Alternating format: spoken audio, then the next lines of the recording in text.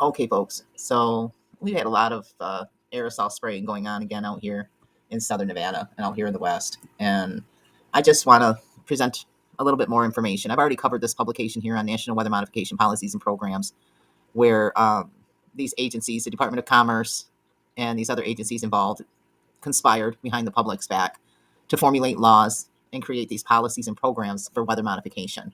And that's exactly what they did. They conspired. You want to talk about conspiracies and conspiring?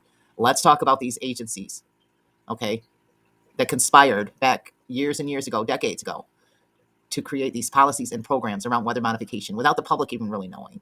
And I've covered this publication here, National Weather Modification Policies and Programs from 1979, quite a bit. And in this publication here, this was just more information coming from the National Weather Modification Policy Act. And there were several different letters that were sent in. They sent out like a form letter, a basic form letter to different agencies and different characters. The Secretary of Transportation weighed in on it. This was in October 1st, 1976. The U.S. Department of the Interior weighed in on it, dear Mr. Lynn. And the Department of State did as well. And this is the one I'm going to just read through it really quick while I show some recent sky views that we were subjected to out here in southern Nevada. And again, this is dated from October 4th, 1976, coming from the Department of State.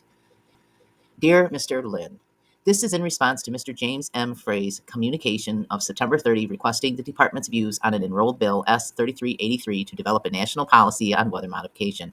The bill would direct the Secretary of Commerce to conduct a comprehensive study of the state of scientific knowledge concerning weather modification, the present state of weather modification technology, and problems impeding effective implementation of such technology at both the domestic and international levels. The study would form the basis of a report by the Secretary of Commerce to the President and the Congress within 1 year containing recommendations for a national policy in this field as well as on a research and development program, legislation and organizational changes required to implement the policy. The bill properly recognizes the important international considerations associated with a U.S. national policy in supporting programs in the weather modification field.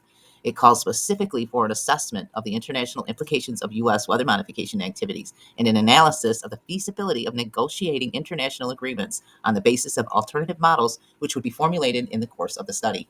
Indeed, it is clear that widespread application of weather modification will depend as much on resolving complex international legal and institutional issues as on achieving technological breakthroughs.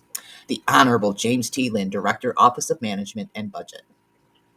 While the bill directs the Secretary of Commerce to assume responsibility for analyzing and making recommendations on the international aspects of a U.S. weather modification policy and supporting programs, the Department of State, with its responsibility for overall U.S. foreign policy, will cooperate closely with the Department of Commerce. We are, in particular, able to contribute our experience in dealing with foreign policy issues associated with past weather modification activities and our expertise in negotiating international agreements in the field of science and technology. Accordingly, the department urges that the bill be signed. Sincerely, Kempton B. Jenkins, Acting Assistant Secretary for Congressional Relations. Yeah, NASA weighed in on it as well. This is an enrolled enactment report on S-3383 to authorize and direct the Secretary of Commerce to develop a national policy on weather modification and for other purposes. It is submitted pursuant to Mr. James M. Frey's memorandum of September 30th, 1976. The bill would direct the Secretary of Commerce to conduct a comprehensive study of the state of scientific knowledge concerning weather modification, the present state of development of weather modification technology, the problems impeding effective implementation of such technology and other related matters. A report would be required within 1 year, summarizing the foregoing findings and making recommendations regarding a national policy on weather modification, including recommendations for federal involvement, funding, and regulatory or legislative actions which may be required. Although we do develop technologies which may have applicability in the area of weather modification, NASA has no direct program responsibility for weather modification research and development. Accordingly, the National Aeronautics and Space Administration would have no obligation to the approval of this legislation, but would defer to the position of the Secretary of Commerce. Signed, James C. Fletcher, NASA Administrator. These people conspired for decades behind the public's back to develop weather modification policies and programs. Plain and simple.